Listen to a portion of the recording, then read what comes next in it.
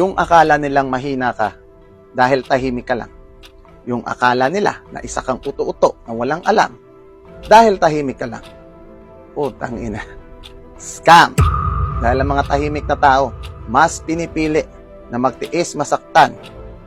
Huwag ka lang masaktan. Pero ibang klase magalit ang mga taong to. Pag nagalit ang isang taong tahimik, masakit. Bubuhusan ka ng isang bagsakan.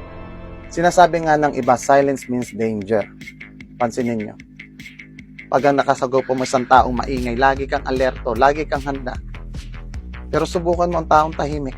Hindi mo alam ang tumatakbo sa utak niyan. Hindi mo alam kung kailan titira yan. Halimbawa, sa taong nagkasala, sa lahat na nagkasala, alam mo na may kasalanan ka.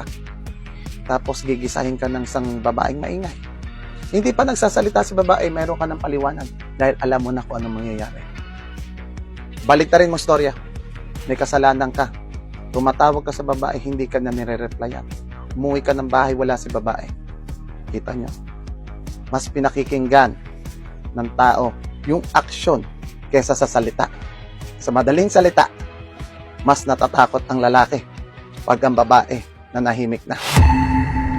Kaya sa isang relasyon, pag nakita nyo isang tao biglang nanahimik, merong problema. Ang problema lang, kailangan alam mo kung kailan mapupuno yan dahil umaalis na walang paalam yan.